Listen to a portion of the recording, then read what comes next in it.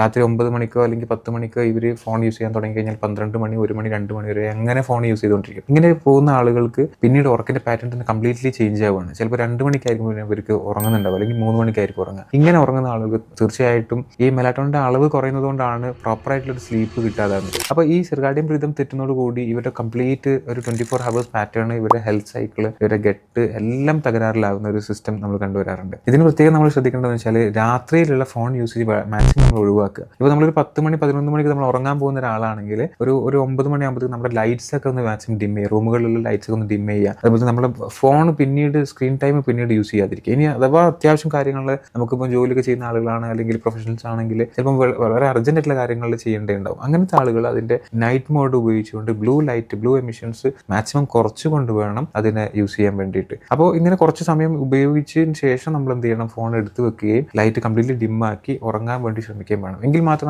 നമ്മുടെ ബ്രെയിൻ ഉറങ്ങുള്ളൂ. മറ്റേത് നമ്മൾ ബ്രെയിൻ ഉറങ്ങുന്നില്ല, നമ്മൾ ചിലപ്പം ഉറങ്ങാൻ വേണ്ടി ശ്രമിക്കും, പക്ഷേ ബ്രെയിൻ ഉറങ്ങാത്തൊരു സാഹചര്യമാണ് വരിക. അപ്പോൾ നമുക്ക് ഒരു സൗണ്ട് സ്ലീപ്പ് എന്നുള്ള പാറ്റേണിൽ നമുക്ക് കിട്ടൂല.